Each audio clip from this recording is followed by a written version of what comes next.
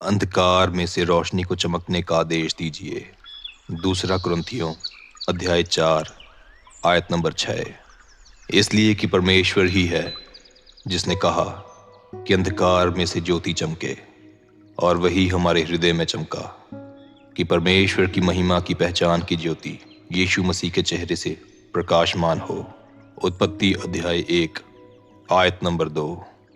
पृथ्वी एक अस्त व्यस्त धातु थी जो अंधकार से ढकी हुई थी, परंतु परमेश्वर ने इस अव्यवस्थित आकार को आदेश दिया और इस घने अंधकार से रोशनी बाहर निकलकर चमकी। क्या अंधकार में से रोशनी निकलकर आ सकती है? हम सब जानते हैं कि रोशनी और अंधकार एकत्रित नहीं हो सकते। फिर भी बाइबल कहती है कि परमेश्वर ने अंधकार में से रोशनी को चमकने का आदेश दिया। एक परमेश्वर की संतान की तरह आपने भी वही क्षमता पाई है।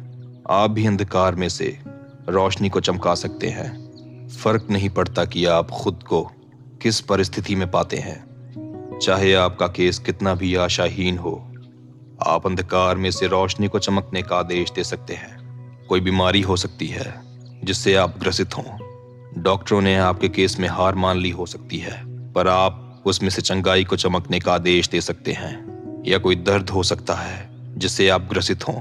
उससे कहिए, चंगाई इस दर्द से निकल कर आ यीशु मसीह के नाम में। या कोई मृत बैंक अकाउंट या बिजनेस हो सकता है जिससे अभी आप बात कीजिए, इसे होना ही है। यीशु मसीह के नाम में अपने अधिकार और अपनी क्षमता की ओर ध्यान दीजिए। उसे पहचानिए। आप भुगतने के लिए नहीं बुलाए गए, आप राज और शासन करने के लिए बुलाए गए हैं, और आपके अलावा कोई भी नहीं है जो आपको रोक सकता है। इसलिए रोशनी को अंधकार में से बाहर चमकने का आदेश दीजिए। ये आपका समय है, ये आपका मौसम है। इसलिए विश्वास कीजिए, कितनी भी बुरी परिस्थिति में आप हों, यीशु मसीह के नाम में आप उस परिस्थिति से बाहर निकल सकते हैं।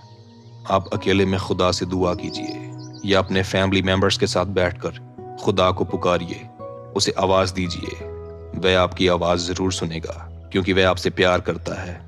खुदा यहोवा के पुत्र प्रभु यीशु मसीह के सामर्थी नाम में, आमीन।